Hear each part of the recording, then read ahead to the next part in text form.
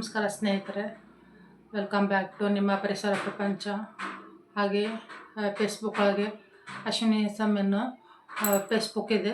So ಹಾಗಾಗಿ ಅದಕ್ಕೂ welcome ಅಂತ ಹೇಳ್ತಾ ಇವತ್ತಿನ ವಿಡಿಯೋನ ಸ್ಟಾರ್ಟ್ ಮಾಡ್ತಾ ಇದ್ದೀನಿ.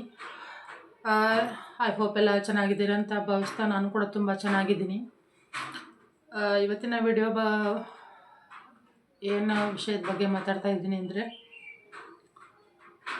ಮಕ್ಕಳ ಕಾಳಜಿ ಕುರಿತು.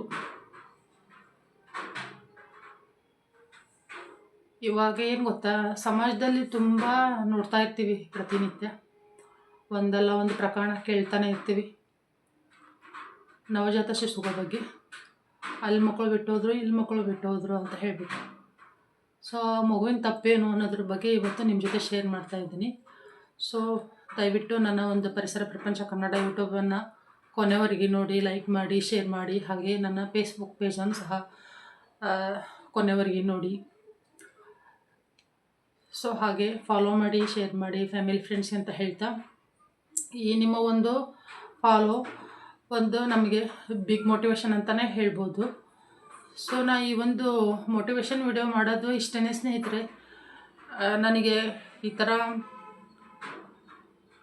ಮಕ್ಕಳನ್ನ ಹುಟ್ಟಿಸೋದಲ್ದಲೆ ಅದನ್ನು ಬೇಡ ಅಂದಮೇಲೆ ಕಸದ ಬುಟ್ಟಿ, ದೇವಸ್ಥಾನ ಅಲ್ಲಿ ಇಲ್ಲಿ ಹಾಕೋದೇನು, ಅದು ಮಗು ಮಾಡ್ತಾದ್ರೂ ತಪ್ಪೇನು ಅನ್ನೋದನ್ನು ನಾನು ನಿಮ್ಮ ಜೊತೆ ಶೇರ್ ಮಾಡ್ತಾಯಿದ್ದೀನಿ. ಸೊ ಹೇಳ್ತಾ ಹೋಗ್ತೀನಿ ಏನು ಅಂತ ಹೇಳಿಬಿಟ್ಟು. ನೋಡಿ, ಇವಾಗ ಜಸ್ಟು ಒಂದು ತಾಸಿನ ಕೆಳಗೆ ದೇವಸ್ಥಾನದಲ್ಲಿ ಸೌದತ್ತಿ ಯಲ್ಲಮ್ಮನ ದೇವಸ್ಥಾನದಲ್ಲಿ 2 ತಿಂಗಳು ಮಗು ಬಿಟ್ಟೋಗಿದ್ದಾರಂತೆ. ದೇವಸ್ಥಾನಕ್ಕೆ ಬಂದಿದ್ದಾರೆ ಪೇರೆಂಟ್ಸು, ಬಂದುಬಿಟ್ಟು ಮಗುನ ಅಲ್ಲೇ ಇಟ್ಬಿಟ್ಟು ಹೋಗಿದ್ದಾರೆ. ಅವರು ಮನಸ್ಸಾದರೂ ಹೇಗೆ ಬರುತ್ತೆ, ಹೌದಲ್ವಾ? ಮಕ್ಕಳನ್ನು ಹೇರೋದು ಇದಕ್ಕೆ, ಎಲ್ಲೆಂದರಲ್ಲೇ ಬಿಟ್ಟು ಹೋಗೋದಕ್ಕೆ. ಅದು ಒಂದೇ ಅಂತ ಅಲ್ಲ, ಪ್ರತಿನಿತ್ಯ ಕೇಳ್ತಾನೆ ಇರ್ತೇವೆ, ನಮ್ಮ ಸುತ್ತಮುತ್ತ ಆಗ್ತಾನೇ ಇರುತ್ತೆ. ಸೊ ಆ ತಪ್ಪನ್ನು ಯಾಕೆ ಮಾಡಬೇಕು? ಕಾನೂನಿದೆ, ಕಾನೂನು ಮೂಲಕ ಮಕ್ಕಳನ್ನ ಅನಾಥಾಶ್ರಮಕ್ಕಾದರೂ ಕೊಡಿ, ಯಾರಾದರೂ ನೋಡ್ಕೊತಾರೆ ಅಂದರೆ ಅವ್ರಿಗಾದರೂ ಕೊಡಿ. ಮಕ್ಕಳೆಲ್ಲ ಅಂತ ಹೇಳಿಬಿಟ್ಟು ಎಷ್ಟು ದೇವರಿಗೆಲ್ಲ ಹೋಗ್ತಾರೆ, ಎಷ್ಟು ಟ್ರೀಟ್ಮೆಂಟ್ ತೊಗೊತಾ ಇರ್ತಾರೆ. ಇವತ್ತಿನ ಕಾಲದಲ್ಲಿ ನೋಡ್ತಿದ್ದೀವಲ್ವ. ಸೊ ತಪ್ಪು ಮಾಡೋರ್ಗೇ ಮಕ್ಕಳನ್ನ ಬೇಗ ಕೊಡ್ತಾನೇನೋ ದೇವರು ಅನಿಸುತ್ತೆ ಒಂದೊಂದು ವಿಚಾರದಲ್ಲಿ. ಸೊ ಆ ತಪ್ಪನ್ನು ಮಾಡೋಕ್ಕೆ ಹೋಗಬೇಡಿ ಸ್ನೇಹಿತರೆ. ಯಾಕಂದರೆ ಮಗುಗೂ ತನ್ನದೇ ಆದ ಒಂದು ಅತ್ಯಮೂಲ್ಯ ಜೀವನ ಇದೆ. ಪಾಪ ಶಿಶು ಯಾವುದೋ ಒಂದು ಪ್ರಾಣಿಗೆ ಆಹಾರ ಆಗೋದು ಬೇಡ. ಆ ಪಾಪ ನಾವು ಜೀವನ ಪರ್ಯಂತ ಅದು ಕಟ್ಟೋಕ್ರಿದ್ದವ್ರಿಗೆ ಅನಿಸೋದೇ ಇಲ್ಲ, ನಾವು ಮಾಡಿದ್ದೀವಿ ತಪ್ಪನ್ನು ಅಂತ ಹೇಳಿಬಿಟ್ಟು. ತಾಯಿ ಹೃದಯ ಇರುತ್ತಲ್ವ. ಇವತ್ತಿನ ಕಾಲದಲ್ಲಿ ಹೆಣ್ಮಕ್ಳು ನೋಡಿ ಎಷ್ಟು ರೂಢಾಗಿ ಬಿಹೇವ್ ಮಾಡ್ತಾಯಿದ್ದಾರೆ ಅಂತ ಹೇಳಿಬಿಟ್ಟು. ನಾವು ಸಮಾಜದಲ್ಲಿ ಬದುಕ್ತಾ ಇದ್ದೀವಿ ಅನ್ನೋ ಮಿನಿಮಮ್ ಕಾಮನ್ ಸೆನ್ಸ್ ಸಹಿತ ಅವರಲ್ಲೆಲ್ಲ ಆ ಥರ ಬಿಹೇವ್ ಮಾಡ್ತಾಯಿದ್ದಾರೆ ಇವತ್ತಿನ ಕಾಲದಲ್ಲಿ.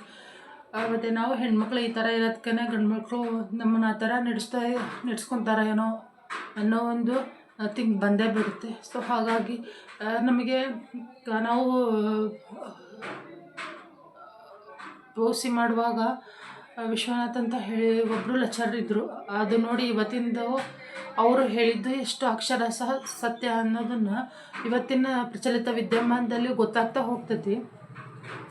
ಸಣ್ಣ ಸಣ್ಣ ಮಕ್ಕಳೆಲ್ಲ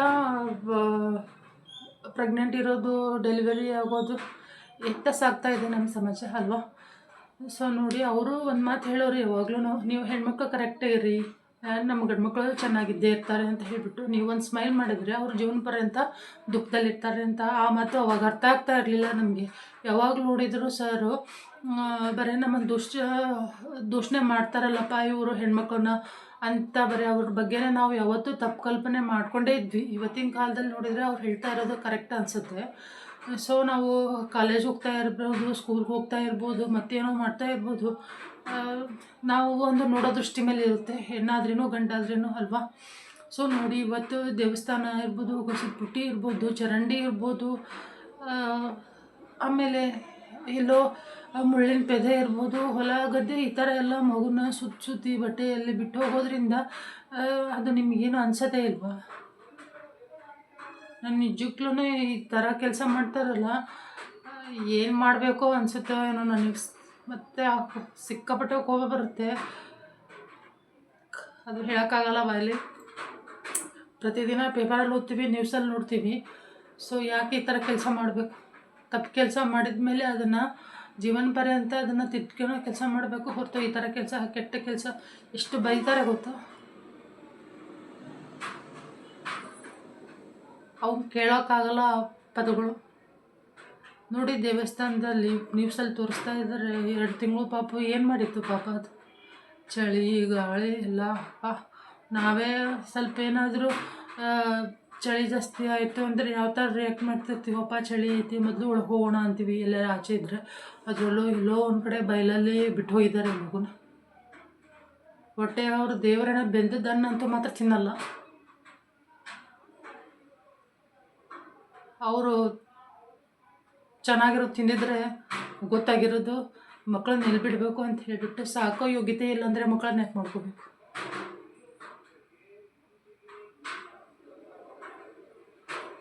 ಎಂತೆಂಥ ಜನ ಇರ್ತಾರಪ್ಪ ಸಮಾಜದಲ್ಲಿ ಅಂತ. ನಿಜಕ್ಕೂ ನಾನು ಈ ವಿಡಿಯೋ ಮಾಡೋದು ಇಷ್ಟೇ ಉದ್ದೇಶ. ಸಾಮಾಜಿಕ ಕಳಕಳಿ ಎಲ್ಲರಿಗೂ ಇರುತ್ತೆ. ಪಬ್ಲಿಕ್ ಪ್ಲೇಸ್ ಅಂದರೆ ಸಾರ್ವಜನಿಕ ಜಾಗದಲ್ಲಿ ಏನು ಮಾಡಬೇಕು, ಏನು ಮಾಡೋದು ಅನ್ನೋ ಮಿನಿಮಮ್ ಕಾಮನ್ ಸೆನ್ಸ್ ಇಟ್ಕೊರಿ. ಪಬ್ಲಿಕಲ್ಲೇ ರೊಮ್ಯಾನ್ಸ್ ಮಾಡೋದು, ಪಬ್ಲಿಕಲ್ಲೇ ಕಿಸ್ ಮಾಡೋದು, ಪಬ್ಲಿಕಲ್ಲೇ ಡ್ಯಾನ್ಸ್ ಮಾಡೋದು, ಪಬ್ಲಿಕಲ್ಲೇ ಮತ್ತೊಂದು ಏನು ಮಾಡೋದು, ಪಬ್ಲಿಕಲ್ಲೇ ಮಗು ಬಿಡೋದು, ಪಬ್ಲಿಕಲ್ಲೇ ಇನ್ನೊಂದು ಮಾಡೋದು, ಇದೆಲ್ಲ ಮಾಡೋಕ್ಕೆ ಅಸಹ್ಯ ಅನ್ಸೋದಿಲ್ವ ನಮಗೆ? ನಿಜಕ್ಕೂ ನನಗೆ ಎಲ್ಲೋ ಪಾಪು ಸಿಗುತ್ತೆ, ಎಲ್ಲೋ ಇದು ಆಗುತ್ತೆ, ಏನೋ ಏನು ಮಾಡ್ತಾರೆ, ಈ ಥರ ನೋಡ್ತಾರಲ್ವ ಯಪ್ಪ. ಇವರು ಪಾಪ ತಂದೆ ತಾಯಿ ಎಲ್ಲ ಬಯಸ್ಕೋತಾರೆ ಅವ್ರ ಕಡೆಯಿಂದ.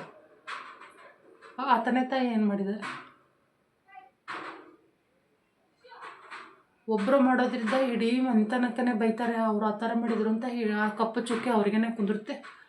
ಸೊ ಆ ಕೆಲಸ ಮಾಡುವಾಗ ಸ್ವಲ್ಪ ಮಿನಿಮಮ್ ಕಾಮನ್ ಸೆನ್ಸ್ ಇಟ್ಕೊರಿ.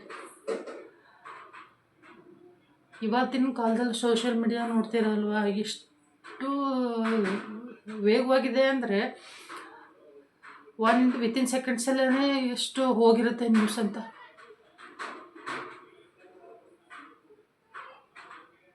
ಮಕ್ಕಳನ್ನ ಬಟ್ಟೆ ಸುತ್ತಿ ಉಸಿರಾಡ್ತಕ್ಕಂಥ ಮಗುನ, ಜೀವಂತ ಇರ್ತಕ್ಕಂಥ ಮಗುನ ಬಿಸಾಡೋಕ್ಕಾರೋ ಹೇಗೆ ಮನಸ್ಸು ಬರುತ್ತೆ? ಅದು ಹೊಟ್ಟೆಲಿರುವಾಗ ಅದನ್ನು ಹೊರೋದಕ್ಕೆ ಅಲ್ವಾ? ಈ ತಪ್ಪನ್ನು ದಯವಿಟ್ಟು ಮಾಡಬೇಡಿ. ಅದು ಎಂಥ ಪಾಪಕ್ಕೆ ಹೋಗ್ತೀರಿ ಅನ್ನೋದು ದೇವ್ರಿಗೆ ಬಿಟ್ಟಿದ್ದು. ಸತ್ಯವಾಗ್ಲೂ ಎಷ್ಟು ಜನ ಇರ್ತಾರೆ ಗೊತ್ತಾ ಪಾಪ, ಮಕ್ಕಳಾಗಲಿಲ್ಲವರು ನಮ್ಮ ಸುತ್ತಮುತ್ತ. ಅಯ್ಯೋ ನನಗೆ ಮಗು ಆಗಿಲ್ಲ, ಅವ್ರಿಗೆ ಅನ್ಸೋದೇ ಇಲ್ಲ ನಮಗೆ ಮಗು ಆಗಿದೆ ಬಿಡು, ದೇವ್ರು ಯಾವಾಗೋ ಕೊಟ್ಟಾಗ ತೊಗೊಂಡ್ರಾಯ್ತು ಅಂತ. ಸುತ್ತಮುತ್ತ ಇರ್ತಾರಲ್ವ ಅವರನ್ನೇ ಕೇಳಿಕೆನೇ ಹಿಂಸೆ ಮಾಡ್ತಾರೆ. ಇನ್ನೂ ಮಗು ಆಗಿಲ್ಲ ಅಂತ ಹೇಳ್ಬಿಟ್ಟು ಅಂಥವ್ರು ಮಗು ಆಗಿಲ್ಲ ಅಂತ ಹೇಳ್ಬಿಟ್ಟು ಕೊರಕೊತ್ತಾ ಹಾಗೆ ಸಾಯ್ತಾರೆ. ಮಗು ಕೊಟ್ಟವರು ಈ ಥರ ಎಲ್ಲೋ ಬೇಲಿಯಲ್ಲಿ ಹಾಕೋದು, ಕಸದ ಪುಟ್ಟಿಯಲ್ಲಿ ಹಾಕೋದು, ಅದಕ್ಕೆ ಅದರ ಜೀವನ ಇರುತ್ತೆ ಅಲ್ವಾ? ನೀವು ಮಾಡಿರೋ ಒಂದು ತಪ್ಪಿಗೆ ಆ ಮಗು ಯಾಕೆ ಶಿಕ್ಷೆ ಅನುಭವಿಸ್ಬೇಕು? ಮಾಡೋದೇಕೆ ಆ ತಪ್ಪನ್ನು? ಮತ್ತು ಆ ಥರ ಎಲ್ಲ ಪಬ್ಲಿಕ್ ಜಾಗದಲ್ಲಿ ಹಾಕೋದೇಕೆ ಮಗುನ? ಅಸಹ್ಯ ಅನ್ಸೋದೇ ಇಲ್ವಾ? ತುಂಬ ಕೇಳಿದ್ದೀನಿ. ದೇವಸ್ಥಾನ ಅದು ಇದು, ಆಮೇಲೆ ಹಳೆ ಬಟ್ಟೆ ಹಾಕೋದು, ಚೀಲದಲ್ಲಿ ಎಲ್ಲ. ಅಂದೇ ಮಗುನೇ ಜೀವಂತ ಇರುತ್ತೆ. ಇನ್ನು ಎಷ್ಟು ಆಯಸ್ಸು ಗಟ್ಟಿ ಬರ್ದಿರ್ತಾನೆ ದೇವ್ರು ಅಲ್ವಾ?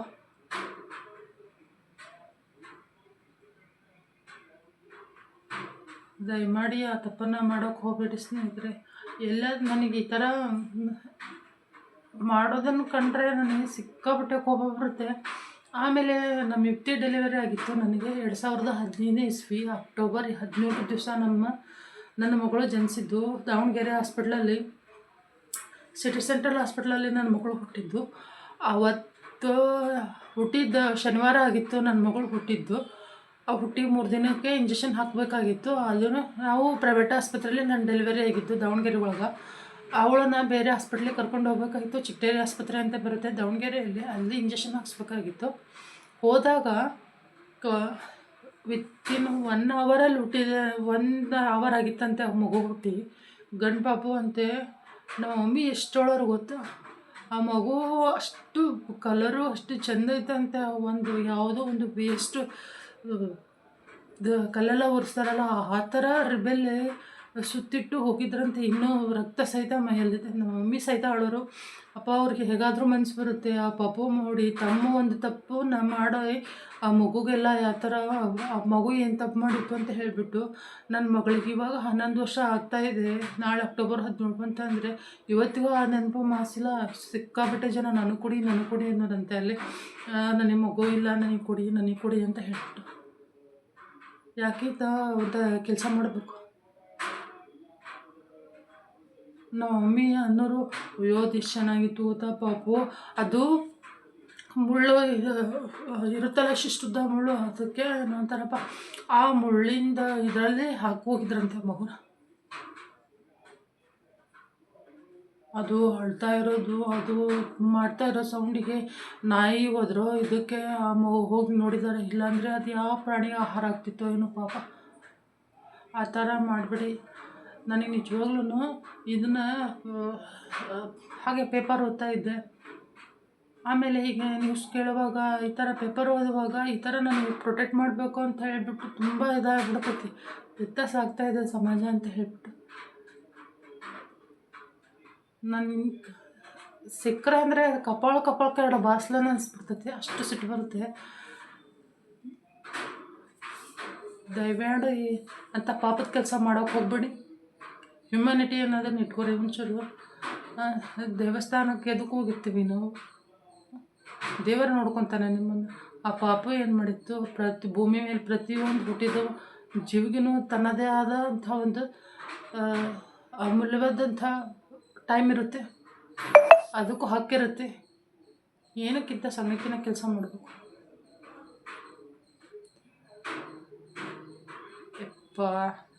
ಹೇಳೋಕ್ಕೆ ಪದಗಳಿಲ್ಲ, ಅಷ್ಟು ಕೆಟ್ಟು ಹೋಗ್ತಾ ಇದೆ ಸಮಾಜ. ಸೊ ಮಕ್ಕಳು ಅಂದರೆ ದೇವ್ರ ಸಮಾನ ಅಂತೀವಿ, ಏನು ಈ ಥರ ಎಲ್ಲ ಮಾಡೋದು? ಈಗ ಅದನ್ನು ಪಾಪನ ಕಾನೂನು ಮೂಲಕ ತಂದೆ ತಾಯಿಗೆ ಒಪ್ಪಿಸ್ಬೇಕು, ಏನೋ ಅವರು ಇದಕ್ಕೆ ತೊಗೋಬೇಕು, ಏನು ಮಾಡಬೇಕು ಏನು ಎತ್ತ ಬಾಯಿ ಇರಲ್ವ ನಿಮಗೆ ಹೇಳೋಗೋಕ್ಕೆ? ಮಗು ಸಾಕೋ ಯೋಗ್ಯತೆ ಇಲ್ಲ, ನೀವೇ ಅನಾಥಾಶ್ರಮ ಕೊಟ್ಬಿಡಿ ಅಂತ. ಯಾಕೆ ಕೆಲಸ ಮಾಡಬೇಕು ನೀವು? ದಯವಿಟ್ಟು ಅಂಥದ್ದು ಮಾಡೋಕೆ ಹೋಗ್ಬಿಡಿ. ನನಗೆ ನಿಜವಾಗ್ಲೂ ಪ್ರತಿನಿತ್ಯ ನ್ಯೂಸ್ ಇದ್ದೇ ಇರುತ್ತೆ, ಅಲ್ಲಿ ಬಿಸಾಕಿದ್ದಾರೆ ಇಲ್ಲಿ ಬಿಸಾಕಿದ್ದಾರೆ ಅಂತ. ಯಾಕೆ ಮಾಡ್ತಾರೋ ಕೆಲಸ? ಮಾಡಿರೋ ತಪ್ಪು ನಾನು ಒಂದು ತಿದ್ಕೊಳೋಕೆ ಹೋಗಿ 10 ತಪ್ಪಲ್ಲಿ ಸಿಕ್ಕೊಂಡು ಬಿಡಿ, ಬೇಡ. ಅದೇನು ಹೇಳ್ತಾರಲ್ಲ, ಸ್ವರ್ಗ ನರಕ ಅಂತ. ನರಕಕ್ಕೆ ಹೋಗಿ ತಿನ್ನೋದು ನೀವು ಜೀವನ ಹಾಗಾಗುತ್ತೆ. ಸೊ ನನಗೆ ಪ್ರತಿನಿತ್ಯ ನಾನು ಇದೇ ಥರ ಒಂದೇನೋ ನ್ಯೂಸ್ ಕೇಳ್ತಾ ಇರುವಾಗ, ಆಮೇಲೆ ಏನೋ ಒಂದು ಮಾಡ್ತಾ ಇರುವಾಗ ಈ ಥರ ಪ್ರತಿಯೊಂದು ಅತ್ಯಾಚಾರ ಆಗ್ತಾ ಇರುತ್ತೆ. ಅದು ಶೋಷಣೆ, ವರದಕ್ಷಿಣೆ, ಅಲ್ಲಿ ಸತ್ತಿದ್ದಾರೆ ಇಲ್ಲಿ ಸತ್ತಿದ್ದಾರೆ. ಹೆಣ್ಮಕ್ಳಂದರೆ ಹೆಣ್ಮಕ್ಳ, ಗಂಡ್ಮಕ್ಳಂದರೆ ಗಂಡ್ಮಕ್ಳಲ್ಲ, ಇಬ್ರಿಗೂ ಹೇಳ್ತಾ ಇರೋದು. ಯಾಕೆ ಸಮಾಜದಲ್ಲಿ ಅವ್ರಿಗೆ ಹುಟ್ಟಿದ್ದಾರೆ ಅಂದರೆ ಈ ಭೂಮಿ ಮೇಲೆ ಅವ್ರದ್ದಾದ ಅಂತ ಒಂದು ಹಕ್ಕನ್ನು ಹೊಂದಿರ್ತಾರೆ. ಅವ್ರಿಗೆ ಏನಿರುತ್ತೆ ಹೌದು, ಅವ್ರು ಒಂದು ವ್ಯಾಲ್ಯೂಬಲ್ ಹೊಂದಿರ್ತಾರೆ. ಯಾಕಿಂಥವೆಲ್ಲ ಮಾಡ್ಕೊತ ಹೋಗ್ಬೇಕು? ಮೊನ್ನೆ ಯಾವುದೋ ಒಂದು ಇನ್ಸಿಡೆಂಟ್ ನೋಡಿದೆ, ಮಗು ಏನೋ ಕಲರ್ ಇದ್ದಿದ್ದಕ್ಕೆ ಹೆಂಡತಿಯ ಮಗುನ ಕೊಂದು ಹಾಕಿದ ಅಂತೆ.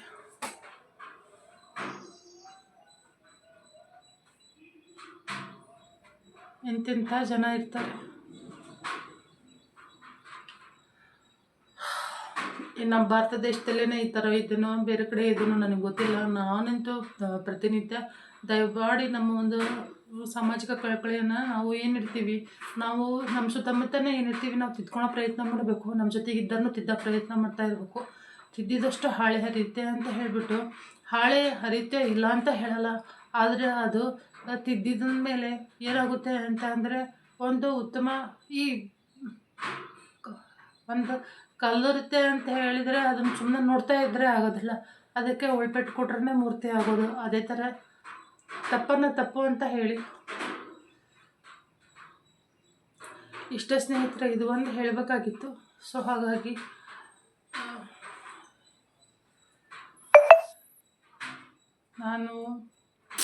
ನನಗೆ ಈ ಥರ ಎಲ್ಲ ನೋಡಿದರೆ ಸಿಕ್ಕಾಬಿಟ್ಟೆ ಕೋಪ ಬರುತ್ತೆ. ಅದು ನಿಜವಾಗ್ಲೂ ಅದು ನಾನು ಕಂಟ್ರೋಲ್ ಮಾಡ್ಕೊಡೋದು ಸಾಧ್ಯನೇ ಇಲ್ಲ. ನಾನು ಲಾಯರ್ ಆಗಬೇಕು ಅನ್ನೋದು ಜೀವನದಲ್ಲಿ ತುಂಬ ಆಸೆ ಇತ್ತು. ಅದು ಬಿಟ್ಟರೆ ಪೊಲೀಸ್ ಅಂತ ಹೇಳಿ ಪೊಲೀಸ್ ಟ್ರೈನಿಂಗಿಗೆಲ್ಲ ಹೋಗಿದ್ದೆ ಬಂದಿದ್ದೆ. ಬಟ್ ಅದು ನನ್ನ ಇದರಲ್ಲಿಲ್ಲ. ಪೊಲೀಸ್ ಉದ್ಯೋಗಕ್ಕೆ ಹೋಗಬೇಕು ಅನ್ನೋದು, ಅಟ್ಲೀಸ್ಟ್ ಲಾಯರ್ ಕೋರ್ಸ್ ಮಾಡೋಣ ಅಂತ ಹೇಳಿಬಿಟ್ಟು ಅದು ಮಾಡ್ತಾಯಿದ್ದೆ. ಏನೋ ನಾವು ಅಂದ್ಕೊಂಡಂಗೆ ಅಲ್ಲಲ್ಲ ಜೀವನ, ಅದು ಹೇಗೆ ದಾರಿ ನಡೆಸುತ್ತೋ ಹಾಗಾಗುತ್ತೆ. ಸೊ ಹಾಗಾಗಿ ನಾನು ನಿಜವಾಗ್ಲೂ ಇವೆರಡು ಜಾಬಲ್ಲಿ ಇದ್ದಿದ್ರೆ ನಾನು ಏನೋ ದೇವರಾಣೆನೋ ದಿನಾನೂ ಪ್ರೊಟೆಸ್ಟ್ ಮಾಡ್ತಿದ್ನೋ ಏನೋ ಗೊತ್ತಿಲ್ಲ. ಇವಾಗ ಸಹಿತ ನಾನು ಏನೋ ಪೇಪರ್ ಓದಿದ್ದು, ನನಗೆ ಓದೋ ಹುಚ್ಚು, ತುಂಬ ನ್ಯೂಸ್ ನೋಡ್ತೀನಿ. ಹಾಗಾಗಿ ಇವನ್ನೆಲ್ಲ ಶೇರ್ ಮಾಡಬೇಕು ಅಂತ ಹೇಳಿಬಿಟ್ಟು ಇವಾಗ ಫೇಸ್ಬುಕ್ಕು ಮತ್ತು ಯೂಟ್ಯೂಬು ಆನ್ ಮಾಡಿದಾಗಿಂದ ಅಟ್ಲೀಸ್ಟು ನಮ್ಮಂಥ ಒಂದು ಹೇಳೋದ್ರಿಂದ, ಮೋಟಿವೇಶನ್ ವಿಡಿಯೋ ಮಾಡೋದ್ರಿಂದ ಏನಾದ್ರೂ ಸಮಾಜ ಒಂದು ತಪ್ಪನ್ನು ತಿದ್ಕೊಳ್ಳಿ ಅಂತ ಹೇಳೋದು ಅಷ್ಟೇ. ನಾವು ಯಾರನ್ನಾದರೂ ಹರ್ಟ್ ಮಾಡೋ ಉದ್ದೇಶ ಆಗಲಿ, ಬ್ಲೇಮ್ ಮಾಡೋ ಉದ್ದೇಶ ಆಗಲಿ ಅವರಿಗೆ ಯಾಕೆ ಮಾಡ್ಬೇಕಿಂತವೆಲ್ಲ ಕೆಲಸ. ಸಾಕಷ್ಟು ಹೆಣ್ಮಕ್ಳು ಅದೇ ಥರನೇ, ಅದು ಆಯಿತು ಇದು ಆಯಿತು, ತಾವು ಮಾಡಿರೋ ತಪ್ಪಿಗೆ ಅಲ್ವ ಈ ಥರ ಆಗೋದು. ಒಂದು ತಪ್ಪನ್ನು ಮುಚ್ಚ ಹಾಕೋಕೆ ಹೋದರೆ ಅಂಥ ಸಾವಿರಾರು ತಪ್ಪು, ತಂದೆ ತಾಯಿ ಮನೆ ಮಠ ಎಲ್ಲ ಬೀದಿ ಬರುತ್ತೆ. ಆ ಥರ ತಪ್ಪು ಮಾಡೋಕೆ ಹೋಗಬೇಡಿ ನಿಜವಾಗ್ಲೂ. ಸೊ ಇದೇ ಇಷ್ಟ ಆಗಿತ್ತು ಸ್ನೇಹಿತರೆ ಇವತ್ತಿನ ವಿಡಿಯೋ. ಸೊ ನನ್ನ ಒಂದು ಪರಿಸರ ಪ್ರಪಂಚನ ನೋಡಿ ಲೈಕ್ ಮಾಡಿ, ಶೇರ್ ಮಾಡಿ. ಜಾಸ್ತಿ ಹೇಳ್ತಾ ಹೋದರೆ ಅದು ಒಂಥರ ಇದು ಅನಿಸುತ್ತೆ, ಬೇಡ. ಇವತ್ತಿನ ಅಷ್ಟೇ ಆಗಿರಲಿ ಅಂತ ಹೇಳ್ತೀನಿ. ಆಮೇಲೆ ಮಕ್ಕಳು ಅಂದರೆ ನೋಡಿ, ಅದು ಹುಟ್ಟಿದ ಮೇಲೆ ದೇವ್ರು ಸಾವು ಕೊಟ್ಟರೆ ಸಾಯೋದೆ. ಆದರೆ ನಾವೇ ಅಂಥ ಕರ್ಮದ ಕೆಲಸ ಯಾಕೆ ಮಾಡಬೇಕು ಅನ್ನೋದು ನನ್ನ ಪ್ರಶ್ನೆ ಅಷ್ಟೇ, ಮತ್ತೊಂದೇನಿಲ್ಲ. ಸೊ ನನ್ನ ಫೇಸ್ಬುಕ್ಕನ್ನು ಫಾಲೋ ಮಾಡಿ, ಲೈಕ್ ಮಾಡಿ, ಶೇರ್ ಮಾಡಿ. ಮತ್ತೊಂದು ಮೋಟಿವೇಶನ್ ವಿಡಿಯೋದೊಂದಿಗೆ ಬರ್ತೀನಿ. ಹಾಗೆ ನನ್ನ ವಿಡಿಯೋಸ್ ಹೇಗಿದೆ ಅನ್ನೋದನ್ನು ಕಮೆಂಟ್ ಮೂಲಕ ತಿಳಿಸಿ. ಲೈಕ್ ಮಾಡಿ, ಶೇರ್ ಮಾಡಿ ಅಂತ ಹೇಳ್ತೀನಿ. ಧನ್ಯವಾದಗಳು ಸ್ನೇಹಿತರೆ.